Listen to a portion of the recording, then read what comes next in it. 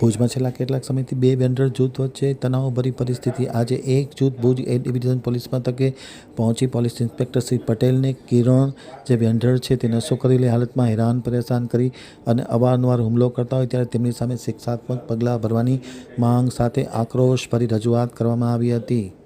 ભુજમાં છેલ્લા કેટલાક વખતથી વેન્ડરના બે જૂથ વચ્ચે તણાવ ચાલી રહ્યો છે.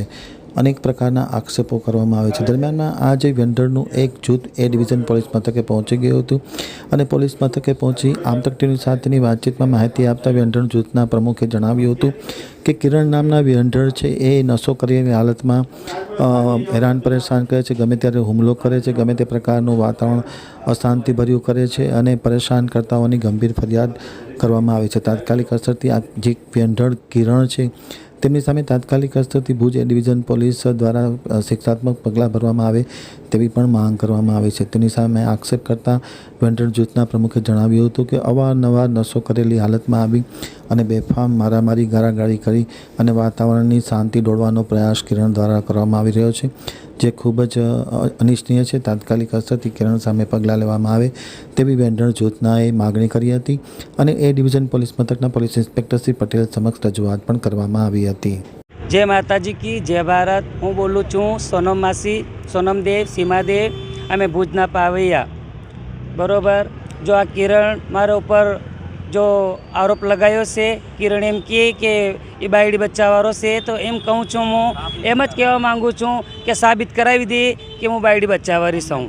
હા, બીજું મને કાંઈ નથી ખપતો ને મારા ઉપર બહુ જુલુમ કરે છે. જ્યાં મારા પાવૈયા માંગવા તાંગવા જાય છે ત્યાં કને ગુંડા લઈને પહોંચી જાય છે ને ચોકે મારવાની ધમકી આપે છે.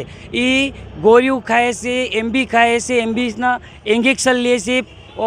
પાણી આવે છે ને એમાં એમબી નાખી ને ઇન્જેક્શન લેશે. એને ચેક કરાવો પહેલી. હું બીજો કાંઈ નથી કહેતી, એટલું જ કહું છું, એને ચેક કરાવો. નશા કરી ને રાત્રે અમારે કને પહોંચાવે, દિવસે અમારે કને પહોંચાવે, અમારે પાવે દાગ ધમકી આપે છે, અમને ધમકી આપે છે.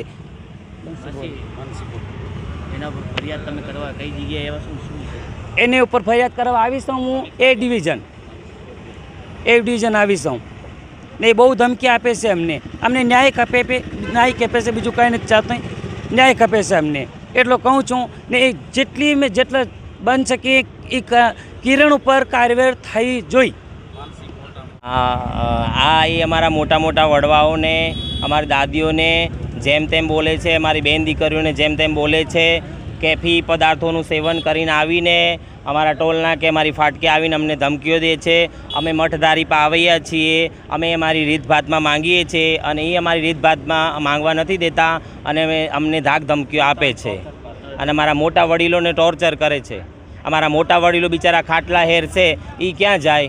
એ ધમકીઓ અમને કહે કે તમે ભુજ ખાલી કરી જાઓ. અમે ક્યાં જઈએ? કેટલા લોકો?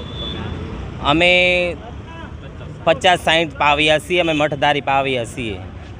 આજે કઈ જગ્યાએ આવ્યા છો? તમારી માંગ શું છે? અમે અત્યારે એ ડિવિઝનમાં આવ્યા છીએ. અમારી માંગ એ છે કે મારા દાદી અને મારા ગુરુને અને અમારા કોઈ બી પાવૈયાને કંઈ થશે તો જવાબદારી એમની રહેશે, કિરણની જવાબદારી રહેશે. હા.